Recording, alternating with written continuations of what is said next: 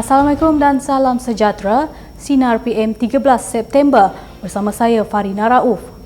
Perkembangan hari ini dimulakan dengan penyelaras Ketua Whip Ahli Parlimen Pakatan Harapan, Anthony Luxio Fogg berkata, memorandum persefahaman transformasi dan kestabilan politik hari ini tidak bermakna Pakatan Harapan menyertai kerajaan pimpinan Perdana Menteri Datuk Seri Ismail Sabri Yaakob.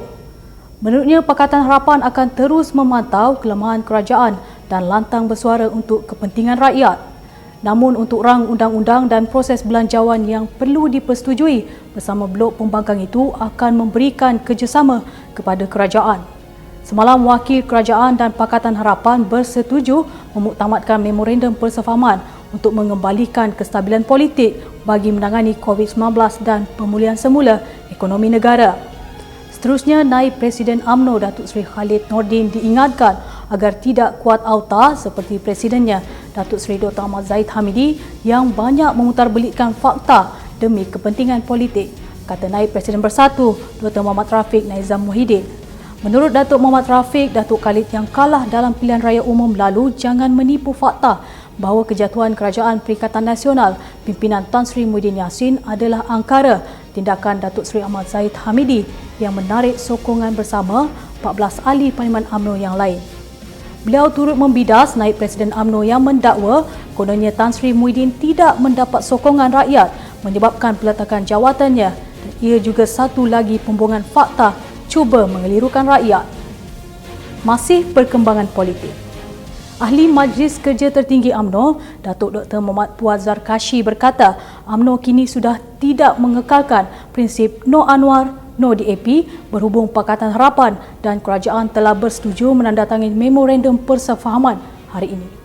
Menurutnya, walaupun Ketua Pembangkang Datuk Seri Anwar Ibrahim gagal menjadi Perdana Menteri, tetapi demi masa depan negara, beliau sedia bekerjasama untuk meredakan ketegangan politik. Bagaimanapun, Datuk Muhammad Puat berkata, kerajaan juga menunjukkan jiwa besarnya kerana sanggup mengetepikan prinsip no Anwar, no DAP untuk menerima syarat-syarat yang ditetapkan PH dalam rundingan di Putrajaya. Kita ke perkembangan COVID-19. Polis tidak teragak-agak mencadangkan kepada pihak berkuasa supaya pusat rekreasi ditutup jika terlalu sesak dengan kehadiran orang awam yang tidak mematuhi SOP. Timbalan Pengarah Jabatan Keselamatan Dalam Negeri dan Ketenteraman Awam Bukit Aman, Datuk Master Muhammad Arif berkata, pihaknya akan membuat pemantauan pematuhan SOP dari semasa ke semasa, terutama di Lembah Kelang yang beralih ke fasa 2 Pelan Pemulihan Negara yang bermula Jumaat lalu. Ini kerana katanya polis menyedari kegairaan orang ramai beriadah di sungai, padang dan pantai, terutama membabitkan warga Selangor, Kuala Lumpur serta Putrajaya. Kita beralih ke perkembangan Parti Warisan Sabah. Ketua Wira Warisan Sabah, Datuk Muhammad Aziz Jaman berkata, jangan jadikan warisan sebagai suruhan. Katanya perlu ada keikhlasan dalam kalangan blok pembangkang berhubung menandatangani memorandum persefahaman berkenaan dan tidak sepatutnya warisan diminta mengikut apa sahaja keputusan Pakatan Harapan. Beliau mengulas kenyataan penyelaras Ketua Whip Ahli Parlimen PH, Anthony Luxio yang menafikan mereka mengetepikan parti pembangkang lain dalam proses rundingan dengan kerajaan berhubung MOU transformasi dan kestabilan politik. Sekian sahaja Top 5 News pada hari ini.